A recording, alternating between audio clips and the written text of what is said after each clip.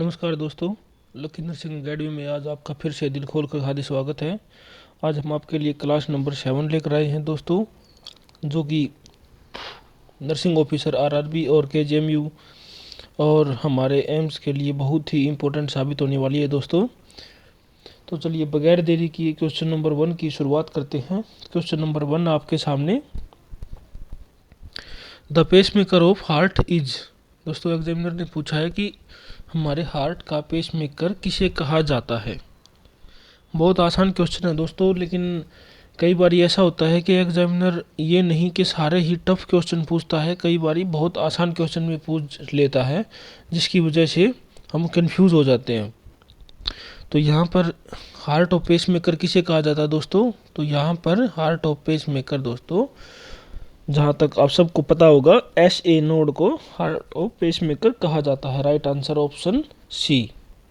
Next question, question number 2, absence of breathing is known as. दोस्तों question ने पूछा है कि किसी भी पेशेंट के अंदर सांस आनी बंद हो चुकी है, यानी कि वो ब्रीथिंग नहीं ले रहा है, सांस आनी बंद हो चुकी है, ब्रीथिंग रुक चुकी है, तो उसे आप क्या बोलोगे?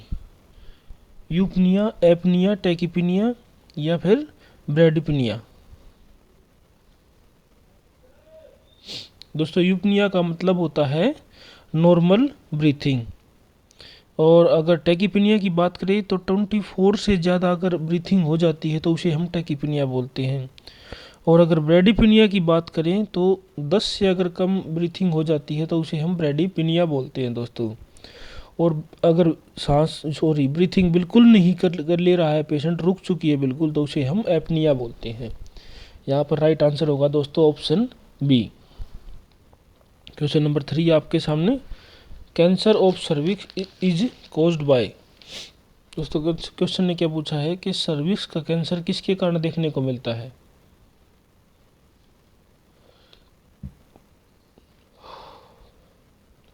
तो यहाँ पर राइट आंसर होगा दोस्तों ह्यूमन पेपिलोमा वायरस। जो सर्विक्स का जो कैंसर है दोस्तों, वो ह्यूमन पेपिलोमा वायरस नाम से देखने को मिलता है। किसके कारण फैलता है, यही एग्जामिनर ने पूछा है दोस्तों, human papilloma virus. Right answer is option C. Next question, question number 4, down syndrome among newborn is due to. दोस्तों क्वेश्चन ने क्या पूछा है, क्वेश्चन ने पूछा है कि न्यूबॉर्न के अंदर डाउन सिंड्रोम किसके कारण देखने को मिलेगा। एक न्यूबॉर्न बेबी है, उसके अंदर डाउन सिंड्रोम किसके कारण देखने को मिलेगा। डाउन सिंड्रोम दोस्तों क्रोमोसोम में काउंट होते हैं, और डाउन सिंड्रोम होता है दोस्तों जो वो क्रोमोसोम यानी ट्राइजोमी 21 होता है। और ये किसके कारण होता है दोस्तों, ये क्रोमोसोम के एरर के कारण होता है दोस्तों। क्रोमोसोमल में जब एरर आता है दोस्तों, उसके कारण ये डाउन सिंड्रोम देखने को मिलता है। और डाउन सिंड्रोम का दूसरा नाम ही ट्राइसोमी 21 है दोस्तों। यानी कि ट्राइसोमी 21 में जब कोई इन्फेक्शन होगा तो उसे हम डाउन सिंड्रोम बोलेंगे। और उसमें क्या होता है दोस्तों, क्रोमोसोमल के अंदर एरर आ जाता है दोस्तों। यहाँ पर राइट आंसर होगा दोस्तों आपके सामने ऑप्शन नंबर ए। तो चलिए next question, question number 5, the nurse is caring for a client schedule for removal of the pituitary gland, the nurse should be particularly alert for. दोस्तों यहाँ पर एग्जामिनर ने क्या पूछा है,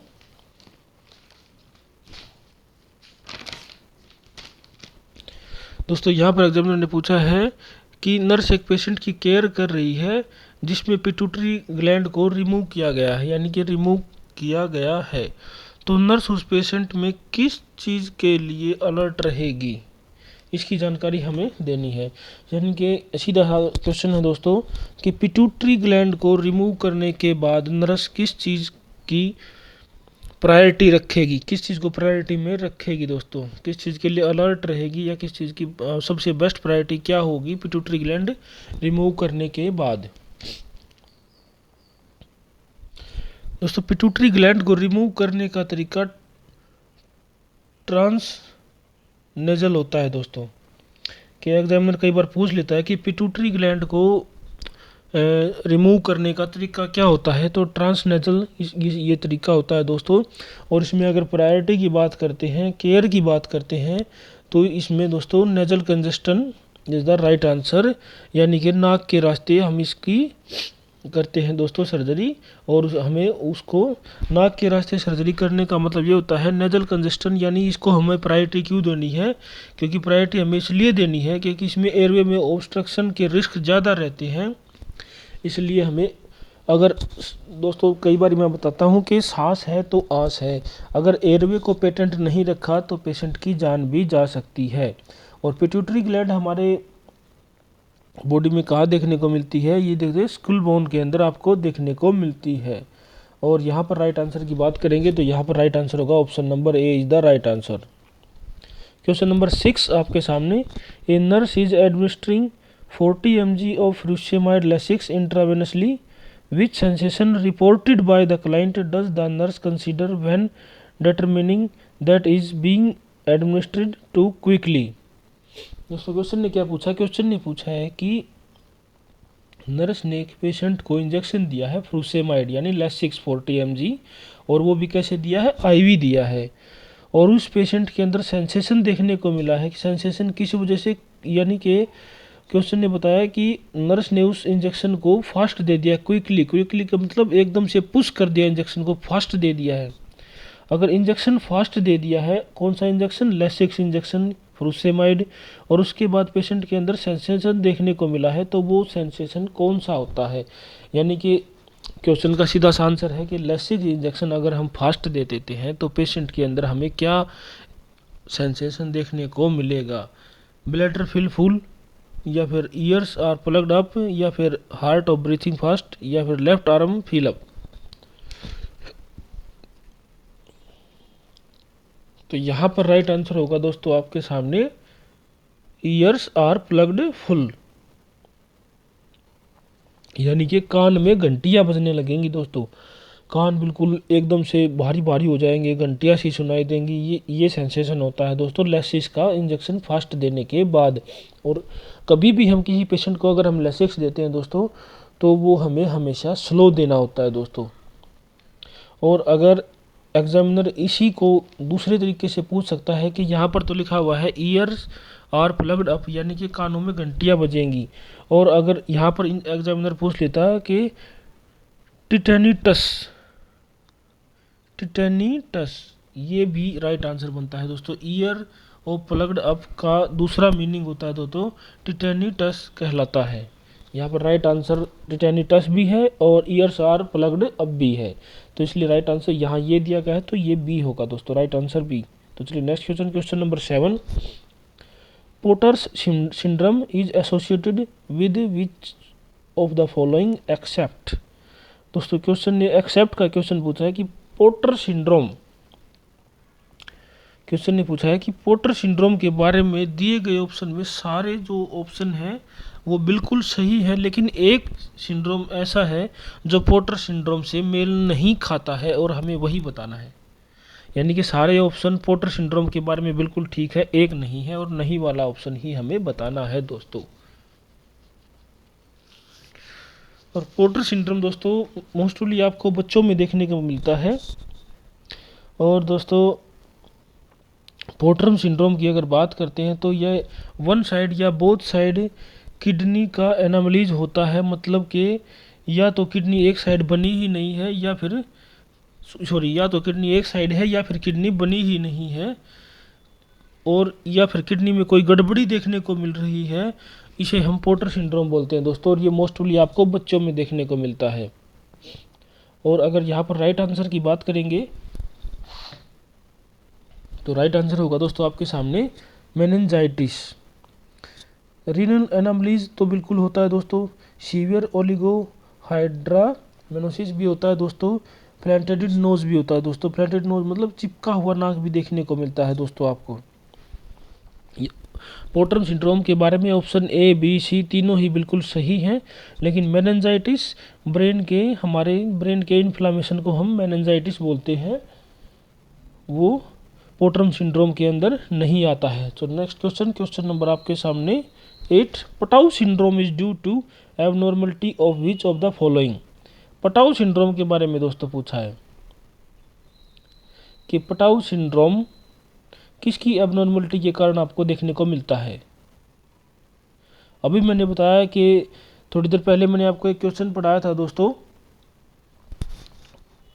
क्वेश्चन था आपके सामने डाउन सिंड्रोम का दोस्तों। डाउन सिंड्रोम मैंने बताया ट्राइसोमी 20, याद करो दोस्तों, डाउन सिंड्रोम मैंने आपको क्या पढ़ाया था, ट्राइसोमी 21। ट्राइसोमी 21 के अंदर आपको डाउन सिंड्रोम देखने को मिलता है और इसमें क्रोमोसोमल के अंदर एरर आता है।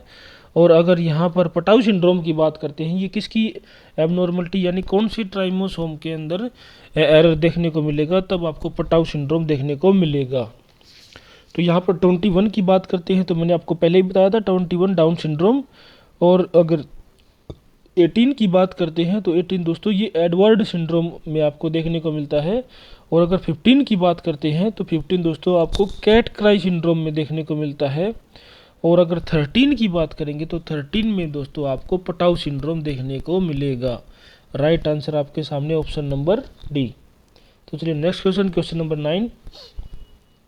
N adolescent is hospitalised with a diagnosis of Rocky Mountain fever RMSF।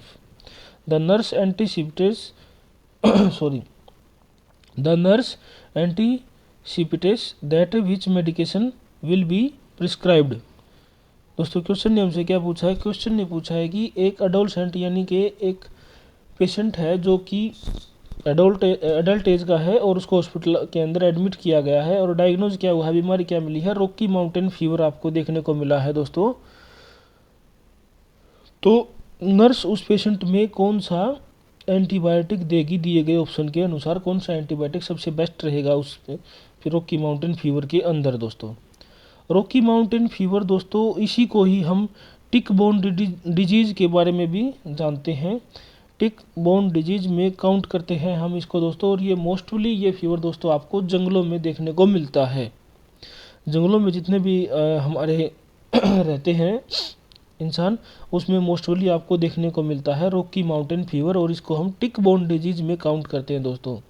और अगर इसमें मेडिसिन की बात करते हैं तो इसमें सबसे बेस्ट जो एंटीबायोटिक होती है दोस्तों वो होती है डॉक्सीसाइक्लिन। और अगर हम गायनिक्लोविर के बारे में बात करते हैं तो दोस्तों ये एंटीवायरल है। एमेंटाडिन की बात करते हैं दोस्तों ये पार्किंसन डिजीज में दी जाती है। डॉक्सी का मैंने आपको बताया ये रॉकी माउंटेन फीवर में दी जाती है। और अगर दोस्तों बात करते हैं एम्फोट्रिसिन बी के बारे में तो ये दोस्तों फंगल इन्फेक्शन में दी जाने वाली ड्रग है दोस्तों। यहाँ पर राइट आंसर होगा आपके सामने ऑप्शन नंबर डी। तो चलिए नेक्स्ट क्वेश्चन, इस सीरीज का लास्ट क्वेश्चन दोस्तों। Acute encephalitis syndrome case are being reported from Gorakhpur UP। The health team decide for mass vaccination which come under universal immunisation programme, identify the vaccine type and route. दोस्तों question ने क्या पूछा है, question ने पूछा है कि एक पेशेंट के अंदर एक्यूट एन्फ्लाइटिस सिंड्रोम देखने को मिला है यानी ब्रेन का इन्फ्लामेशन आपको देखने को मिला है। और रिपोर्ट कहाँ की है, रिपोर्ट है दोस्तों गोरखपुर UP की। तो हेल्थ टीम ने वैक्सीन के लिए डिसाइड किया है। तो क्वेश्चन ने पूछा है कि वैक्सीन का टाइप या रूट क्या रहेगा। जो इम्यूनाइजेशन प्रोग्राम टीम है दोस्तों उन्होंने पूछा है कि यूनिवर्सल इम्यूनाइजेशन प्रोग्राम UIP जो टीम होती है दोस्तों उसने ये पूछा है कि इसका टाइप और रूट क्या रहेगा। एग्जामिनर ने ये पूछा दोस्तों, हमें टाइप और रूट बताना है दोस्तों। और दोस्तों ये यूनिवर्सल इम्यूनाइजेशन प्रोग्राम ये स्टार्ट कब हुआ था दोस्तों, तो ये स्टार्ट हुआ था दोस्तों 1985 में स्टार्ट हुआ था दोस्तों। 1985 में आपको ये देखने को मिला था। और अगर इस वैक्सीन की हम बात करेंगे दोस्तों तो ये वैक्सीन आपको दोस्तों लाइव वैक्सीन देखने को मिलेगी दोस्तों। तो ऑप्शन नंबर यहाँ पर D is the right answer, क्योंकि ऑप्शन लाइव वैक्सीन तो ऑप्शन नंबर ए में भी है, लेकिन IM हम लाइव वैक्सीन नहीं देते हैं। इस कंडीशन में हम देते हैं सबक्यूटेनियस।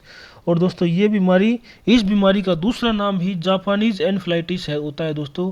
और ये किससे फैलती है दोस्तों, अगर एग्जामिनर पूछ लेता है तो ये क्यूलेक्स और ग्रुप B अरबो वायरस से आपको ये फैलती है दोस्तों। दोबारा बताता हूँ, क्यूलेक्स और ग्रुप बी अरबो वायरस से ये फैलती है दोस्तों। और अगर एग्जामिनर इसका इंक्यूबेशन पीरियड टाइम पूछ लेता है तो वो होता है 5 to 15 डेज।